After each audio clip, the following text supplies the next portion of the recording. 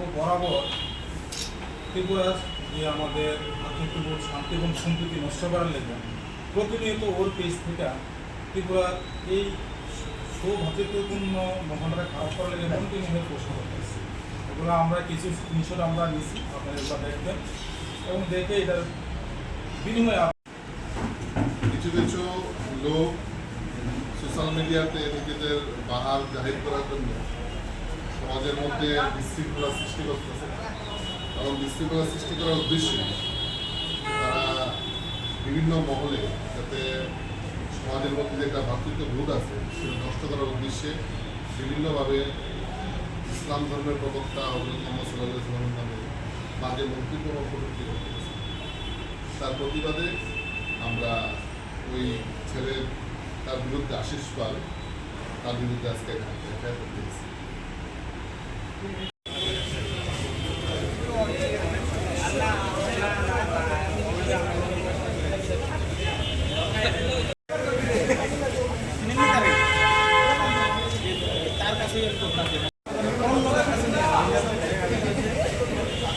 আমরা উদয়পুরের কিছু সংখ্যক মুসলিম যুবক ভাই এবং আমাদের বড়দেরকে নিয়ে আরকাপুর থানায় এই কারণে এসেছি।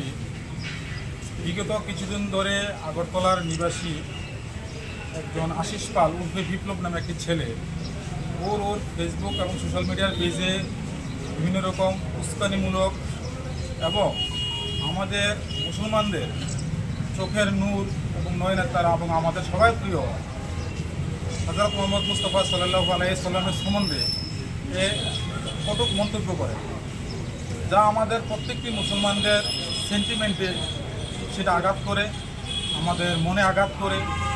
সে বিষয়ে আজকে আমরা সবাই মিলে আরকাপুর থানাতে এসে ওর এগেইনস্টে আমরা একটা মামলা করেছি, যাতে ওর কারণে আমাদের এই সমাজে এবং আগরতলা পাশাপাশি উদয়পুর এবং সমস্ত রাজ্যে যাতে আমাদের সাম্প্রদায়িক যে ভ্রাতৃত্ববোধ সেটা নষ্ট না হয়।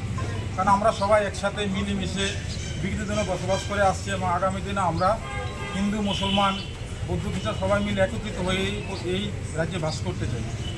তাই আমাদেরকে এই যাতে নষ্ট করতে না পারে, আমাদের যে ভ্রাতৃত্ববোধ নষ্ট করতে না পারে, সেই জন্য আমরা একটা আজকে লিখিত অভিযোগ করেছি।